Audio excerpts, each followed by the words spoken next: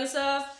लोधरा से हमारे bureau chief Chaudhary Zafar Iqbal के मुताबिक दुनियापुर डकैती, इरादा कत्ल और राहजनी के 39 मुकदमात में रिकॉर्ड याफ्ता गिरफ्तार मुलजिम को छुड़ाने के लिए 3 नामालूम अफराद का पुलिस पर हमला और फायरिंग।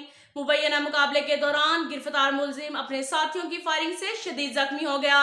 पुलिस थाना सिटी दुनियापुर के SHO सैयद फरत अब्बास शाह के मुताबिक मुलजिम अब्दुल मजीद, जिस पर डकैती और राहजनी के 3 दर्जन से जायद मुकदमा दर्ज हैं, इसे इसके आबाई शहर जलालपुर पीरवाला से हाउस रॉबरी के एक मुकदमा में गिरफ्तार किया और असले की बरामदी के लिए ले जाया जा रहा था कि चाक खग्गेवाला दुनियापुर में मुलजिम को छुड़ाने के लिए इसके 3 साथियों ने पुलिस वैन पर अचानक फायरिंग शुरू कर दी।